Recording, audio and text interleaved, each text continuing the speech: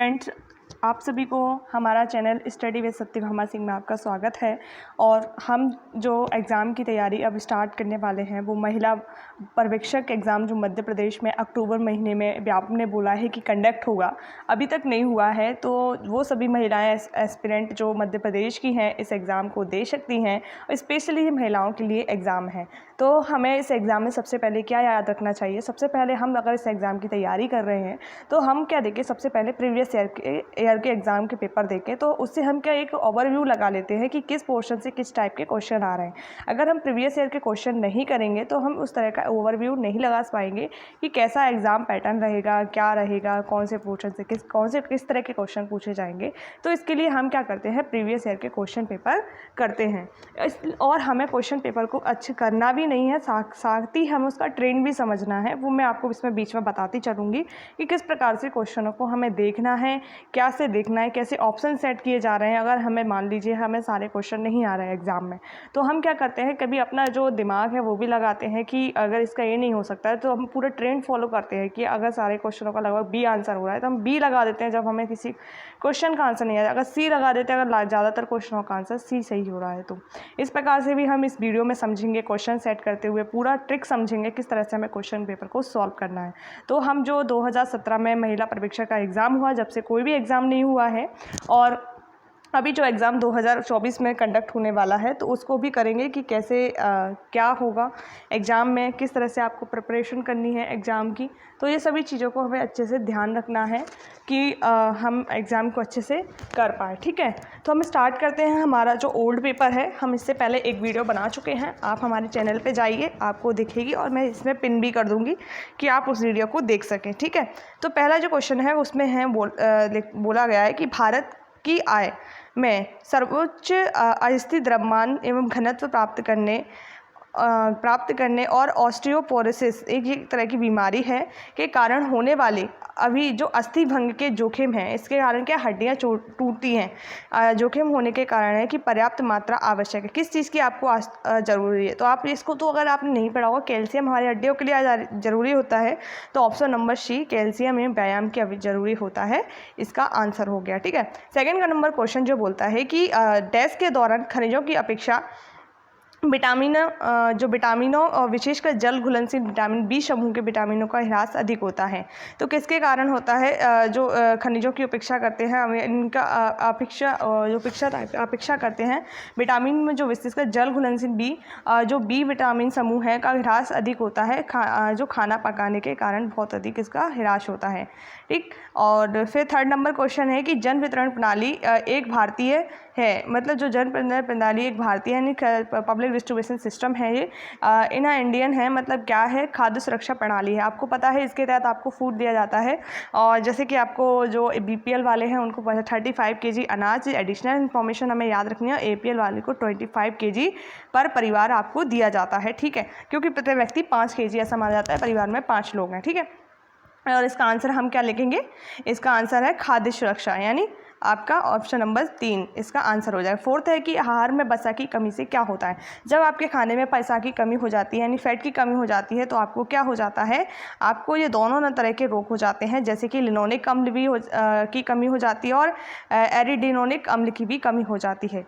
5 number question है कि लगभग सभी लोगों का स्वास्थ्य अच्छा बनाए रखने वाले आहार से प्राप्त पोषक तत्वों के अंतर्ग्रहण को किस नाम से परिभाषित किया जाता है? तो इसे हम ऑप्शन नंबर 3 अनुशंसित आहारीय अनुमतियों से प्रभावित किया जाता, मतलब पुकारा जाता है। 6 नंबर क्वेश्चन है, इनमें से किसे अवशोषण के लिए नैच यानी इंट्रिजिक कारक की आवश्यकता होती है? इनमें से किस अवशोषण के लिए एक नैच जो इंट्रिजिक कारक की आवश्यकता होती है? इसमें है विटामिन 12। ठीक, ऑप्शन नंबर 3 इसका आंसर है, B12 है। ठीक है, और 7 नंबर क्वेश्चन बोलता है कि व्रण अल्सर से पीड़ित रोगियों से बचना चाहिए, मतलब अल्सर से पीड़ित लोगों को किस चीज़ से बचना चाहिए? तो उपयुक्त नंबर सभी हैं, धूम्रपान, अल्कोहल, कॉफ़ी, सभी से इसको बचना चाहिए।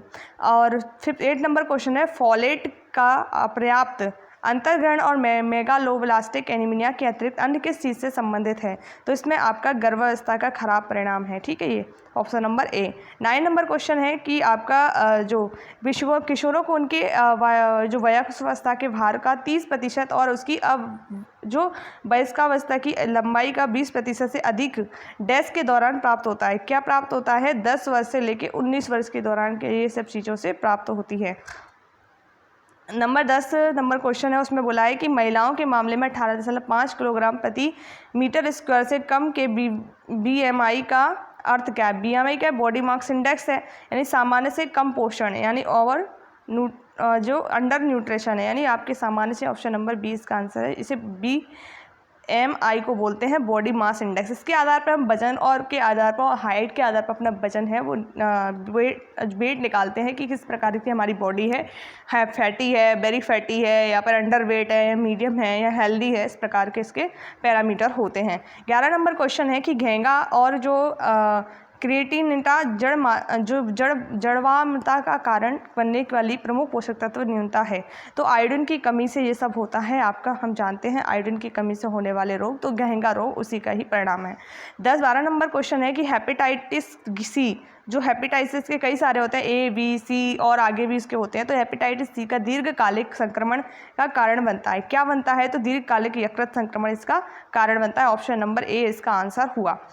13 नंबर क्वेश्चन है कि आपका वर्ष डैश से सार्वत्रिक प्रतिरक्षणी कार्यक्रम के हेपेटाइटिस B वैक्सीन को शामिल किया गया, तो 2002 से लेकर 2003 में। ठीक है, ए नंबर इसका आंसर है। 14 नंबर क्वेश्चन है कि कुछ कैरोटीनॉइड जैसे लाइकोपीन एकल ऑक्सीजन के भक्षण होते हैं और शक्तिशाली डैश प्रदान करते हैं। क्या करते हैं? एंटीऑक्सीडेंट गतिविधियों के लिए प्रदान करते हैं। तो 14 नंबर क्वेश्चन हमारे कंप्लीट हुआ। और ऐसे ही आप इसको आखिरी तक देखना है, ताकि आप, भली वीडियो लंबी हो जाती है पर अगर आप देखते हैं तो आपको ही बेनिफिट होगा, क्योंकि ईज़िली हमें जो व्यापन के पेपर हैं वो मिलते नहीं हैं। अगर हमें कहीं मिलते हैं तो अच्छे से कोई बताता नहीं है, हमें इसका अप्रोच भी करना है, उससे एडिशनल इन्फॉर्मेशन भी जोड़ते चलना है। तो आप एंड तक बने रहिए। अगर आप चैनल पर नए हो तो प्लीज़ सब्सक्राइब जरूर कीजिए। और 15 नंबर क्वेश्चन है कि राष्ट्रीय अंधता नियंत्रण कार्यक्रम के अनुसार अंधता का प्रमुख कारण क्या है? तो अंधता हमारा मोतियाबिंद, जो आपका विटामिन ए की कमी से विटामिन ए की कमी से ये रोग आपको होता है। ठीक है। 16 नंबर क्वेश्चन है कि जो राष्ट्रीय ट्यूबरक्लोसिस कार्यक्रम का मुख्य उद्देश्य क्या है? तो ट्यूबरक्लोसिस कार्यक्रम का मुख्य उद्देश्य क्या है? टीबी पर नियंत्रण रखना है। तो इसकी ऑल ऑफ द अबव सारे ऑप्शन होंगे। ठीक है। 17 नंबर क्वेश्चन है कि इनमें से कौन सा विटामिन 12 जो विटामिन 12 है में B12 की कमी से उत्पन्न मेगालोब्लास्टिक एनीमिया को ठीक कर देता है। तो वो जो है फॉलिक अम्ल, ठीक है, विटामिन B12 के कारण होता है। यानी 6 से लेकर जो 12 तक बीमारी है, मतलब विटामिन से उनके कारण जो कमी से जो होता है वो क्या होता है? एनीमिया ही ज़्यादातर होता है। ठीक है। 18 नंबर क्वेश्चन है कि तेल किसका समृद्ध स्रोत है? तो तेल आपको पता है किसका समृद्ध है? पुफा का समृद्ध स्रोत है। ऑप्शन नंबर ए है। और 19 नंबर क्वेश्चन है, इनमें से कौन सा रोग श्वसन मार्ग के माध्यम से फैलता है? मतलब ऐसा कौन सा रोग है जो श्वसन मार्ग से फैलता है? तो all of the above influenza, खसरा और आपका जो गलसुआ है वो श्वसन मार्ग से ही फैलते हैं। ठीक है। 20 नंबर क्वेश्चन है कि इनमें से किसे छोड़कर अन्य सभी आहारीय विटामिन डी आवश्यकता को बढ़ा सकते हैं? तो वो आपका लिपिड समृद्ध आहार है। ठीक है। 21 नंबर क्वेश्चन है कि गर्भवती महिलाओं को डैश से बचना चाहिए, किस चीज़ से बचना चाहिए? अल्कोहल से बचें, कैफीन से बचें, हम और कृत्रिम रंगों से बचना है। ये सभी चीज़ें हमें इसको नहीं देनी है। ठीक है। इन चीज़ों से दूर रखना है। इनमें से 22 नंबर क्वेश्चन बोलता है कि इनमें से कौन सा एक संक्रमण रोग नहीं है? तो संक्रमण रोग कौन सा नहीं है? तो जो हिस्टीरिया है किसी प्रकार का संक्रमण रोग नहीं, एक दूसरे से संक्रमण रोग वो होते हैं जो एक दूसरे से फैलते हैं। हिस्टीरिया एक दूसरे से फैलने वाली बीमारी नहीं है। 23 नंबर क्वेश्चन है कैल्शियम, फास्फेट व मैग्नीशियम के अंदर पाए जाने वाले महत्वपूर्ण खनिज हैं। तो वो आपके क्या हैं? हड्डियों में पाए जाने वाले महत्वपूर्ण खनिज हैं। ठीक है। 24 नंबर क्वेश्चन है कि गर्भावस्था के दौरान ऊतक संश्लेषण की गति, जो गर्भावस्था के समय होता है, ऊतक संश्लेषण की गति बढ़ने से, सक्रिय ऊतक द्रव्यमान में वृद्धि होने से और हृदय वाहिनीकीय एवं श्वसन कार्य में वृद्धि होने के कारण डैश में वृद्धि होती है। तो किस में वृद्धि होती है? आधार की चयापचय, जो हमारी मेटाबॉलिज्म होता है, उसमें वृद्धि हो जाती है। ठीक है। और SAM स्टैंड फॉर्म क्या है? जो आपका पूरा नाम क्या है SAM का? तो इसका जो पूरा नाम है सीवियर एक्यूट माल न्यूट्रिशन, यानी गंभीर तीक्ष्ण कुपोषण है। गंभीर तीक्ष्ण आपका कुपोषण ऑप्शन नंबर बी इसका आंसर है। और 26 नंबर क्वेश्चन है, मलेरिया नामक जो रोग है डैश को प्रभावित करता है। तो मलेरिया हमारा जो प्लीहा स्प्लीन है उसको प्रभावित करता है। मलेरिया जो होता है प्रोटोजोआ से होता है। ठीक है, ये हमें भी याद रखना है। ठीक है, और खांसी, काली खांसी के लक्षण क्या है? काली खांसी के जो लक्षण है, छींकना है, बहती नाक है और खांसी आएगी आपको, ये सभी चीज़ें इसके लक्षण हैं। 28 नंबर क्वेश्चन है, आयरन न्यूनता के सर्वाधिक जोखिम में कौन मौजूद जन समूह हैं? तो आयरन न्यूनता में सबसे जोखिम आपके बच्चे हैं, शिशु हैं, गर्भवती हो सकने वाली आयु की महिलाएं, गर्भवती महिला, ये सभी चीज़ें आपकी खून की कमी से जूझ रही हैं। ठीक है, 34 नंबर क्वेश्चन है कि गर्भावस्था की ऊर्जा की आवश्यकता बढ़ जाती है क्योंकि इसके अतिरिक्त ऊर्जा चाहिए। अब ऊर्जा क्यों चाहिए हमें? ऑल ऑफ द अबव इसका आंसर बी सी है। गर्भस्थ शिशु के गर्भनाल की वृद्धि के लिए और मात्र ऊतकों की वृद्धि के लिए चाहिए। घेंगा गॉइटर से संबंधित है। घेंगा किससे संबंधित है? गॉइटर से संबंधित है। अप टू यानी थायराइड ग्रंथि से संबंधित है। आपका ऑप्शन नंबर ए इसका है। 31 नंबर क्वेश्चन है, खराब आहार और अस्वास्थ्यकर परिवेशीय स्वच्छता के प्रमुख कारण क्या है? मलेरिया है, इसका option number C. 32 number question है, राष्ट्रीय टीकाकरण कार्यक्रम के अनुसार गर्भवती माताओं के लिए कौन सा टीका अनुशंसित है? तो टेटेनॉक्स टॉक्साइड है, जो आपको याद रखना है कि ये गर्भवती महिलाओं को ये टीका लगता है। जो महिलाएं गर्भवती होंगी, हमारी जो प्रिपरेशन कर रही हैं वो भी जानती हैं। और 33 नंबर क्वेश्चन है, आपका जो पौष्टिक व पोषण आहार जो सभी वैध एवं सूक्ष्म तत्वों एवं खाद्य समूह की दृष्टि से संपूर्ण होता है तो वो है संतुलित आहार। ठीक है, आपको संतुलित आहार कैसे करना है आप जानेंगे कि संतुलित आहार क्या होता है, जिसमें हमारे प्रोटीन हो, कार्बोहाइड्रेट हो, वसा हो, खनिज हो, आपके ये सभी तत्वों का मिला जुला रूप क्या होता है? संतुलित आहार होता है। ऐसा नहीं है एक चीज़ का हम ज़्यादा मात्रा में एब्जॉर्ब मतलब खा लें। 34 नंबर क्वेश्चन है, इनमें से कौन सा एक मच्छर बाधित रोग है? तो मच्छर से आपका क्या होता है? तो आपको पता है मलेरिया होता है, डेंगू होता है, फाइलोरियसिस होता है, परंतु क्या नहीं होता है? नींद की बीमारी। तो ये यही पूछ रहा है, मच्छर बाधित रोग नहीं है, तो आपका नींद की बीमारी नहीं है और आपका जो मच्छर से नहीं होता है, मक्खी से होता है। ठीक है, 35 नंबर क्वेश्चन में से कौन सा रोग जीवाणु संक्रमण से होता है? यानी जीवाणु यानी बैक्टीरिया से आपका जो ऐसा कौन सा रोग होता है? तो टेटनेस आपका बैक्टीरिया से होता है, इसलिए हम टेटनेस का इंजेक्शन भी लगवाते हैं। और 36 नंबर क्वेश्चन वे आहारीय कारक जो आयरन अवशोषण घटा देते हैं, मतलब ऐसे कौन से हैं? तो वो आंतों की गतिशीलता अधिक होना है, फाइलेट और ऑक्सीडेट की उपस्थिति होना है, या क्लोरहाइड्रिया की, ये सभी चीज़ें क्या है? हमारे अवशोषण को घटा देते हैं। आहारीय कारक में आयरन के अवशोषण को घटा देते हैं। याद रखने हैं, हमें रट लेने हैं एक तरह से। 37 नंबर क्वेश्चन बोलता है, स्वास्थ्य पेशेवरों द्वारा जो स्वास्थ्य पेशेवर है पंचभोज्य समूह प्रणाली का उपयोग किया जाता है। तो क्या किया जाता है इसमें? आपका पोषण संबंधी आकलन जांच के साधन के रूप में किया जाता है, पोषण संबंधी परामर्श के साधन के रूप में किया जाता है, रोगों के उपचारात्मक आहार समझाने के लिए, यानी ऑल ऑफ द अबव इसका आंसर। हम एक चीज़ देख रहे हैं, ट्रेंड फॉलो कर रहे हैं कि लगभग कुछ क्वेश्चन जो ऑल ऑफ द अबव होते हैं उनके answer all of the above भी होते हैं। चारों लगभग उपयुक्त सभी यहाँ आता है। ठीक है, 38 नंबर क्वेश्चन है कि आपका आयोडीन न्यूनता के विकास की रोकथाम के लिए आयोडीन संपूर्णता की न्यूनतम सुझाव मात्रा प्रतिदिन 100 से 100 से लेकर 150 माइक्रोग्राम होनी चाहिए। ठीक है, 39 नंबर क्वेश्चन है कि जो आपका अर्धवार्षिक कृमि मुक्ति योजना जो साप्ताहिक आयरन एवं फॉलिक अम्ल संपूर्ण योजना का घटक है, एल्बेडाजोल की डैश मात्रा प्रदान करती है। तो यानी 400 मिलीग्राम आपको प्रदान की जाती है, ये आपको याद रखना है। 40 नंबर क्वेश्चन का है कि इनमें से कौन सा पोषक तत्व अधिक ऊर्जा प्रदान करता है? यानी आपको पता है हमें सबसे ज़्यादा पोषक कण देता है ऊर्जा, वसा देता है, इससे हमें क्या बहुत अधिक मात्रा में ऊर्जा प्राप्त होती है। 41 नंबर क्वेश्चन है जो आपका बताता है कि MMR का प्रतिरक्षणीकरण देने के लिए आवश्यक न्यूनतम आयु क्या है? तो 12 माह से लेकर 18 माह ये हमें प्रतिरक्षण MMR का जो महत्वपूर्ण न्यूनतम आयु है।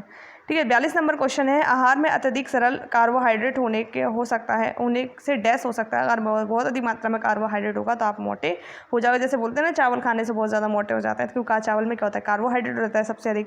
ठीक है, अब नेक्स्ट है जो 43 नंबर क्वेश्चन, उसमें बोला गया है कि मेगालोब्लास्टिक एनीमिया डैश की कमी से होता है। तो फॉलिक अम्ल की कमी से। जो मेगालोब्लास्टिक एनीमिया की कमी से, जो एनीमिया है वो फॉलिक अम्ल की कमी से होता है। 44 नंबर क्वेश्चन है कि आपका जो ICMR 2010 के अनुसार गर्भवती महिलाओं के लिए कैल्शियम की RDA है, मतलब कैल्शियम कितना आवश्यकता है उनको? तो वो प्रतिदिन उनको 1200 मिलीग्राम प्रतिदिन का कैल्शियम की आवश्यकता है। 45 नंबर क्वेश्चन है कि प्रोटीन कुपोषण की उपचार प्रोटोकॉल डैश के आरंभ होती है, तो किसके कारण होती है? 3rd नंबर क्वेश्चन, तरल पदार्थों के पुनः तत्पश्चात उच्च गुणवत्ता वाले प्रोटीन और कैलोरी में क्रमशः वृद्धि के कारण। ठीक है। 46 नंबर क्वेश्चन है कि विश्व स्वास्थ्य संगठन का भारत के लिए वर्ष 2015 में टीबी का आंकड़ा है, मतलब विश्व स्वास्थ्य संगठन की टीबी का जो आंकड़ा है वो कितना है? 2.2 मिलियन दो समय का था, अब न्यू डेटा आ गया, उसके अकॉर्डिंग हम इसे भी पढ़ेंगे, आगे जाके हम क्लासेस स्टार्ट करेंगे।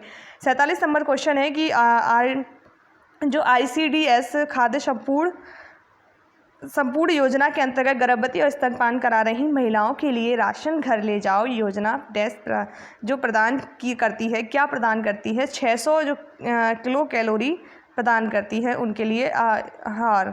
ठीक है। 48 नंबर क्वेश्चन है वो उसमें है कि अंतराकाशी के स्थान में जल के संचय को डैश कहते हैं, तो क्या कहते हैं? एडिमा कहते हैं, ओडिमा कहते हैं इस जल के संचय को। ठीक है। फिर मेनिंगिटाइस जो मेनिंजाइटिस है, मेनिंजाइटिस नाम का रोग है, या तानिका मसूद है, या मस्तिका वर्षोद है, ये रोग है वो आपका क्या है? इसका मीनिंग का कारण होता है डैश के कारण होता है, तो ये होता है आपका ऑप्शन नंबर 4 मेनिंगोकोकस के कारण ये रोग होता है। 50 नंबर क्वेश्चन है कि इसे धूप से मिलने वाला विटामिन है, यानी धूप से हमें पता है बचपन से पढ़ते आ रहे हैं विटामिन डी हमें मिलता है धूप से। जितने भी स्टूडेंट को काफ़ी मज़ा आया होगा इस क्वेश्चन में।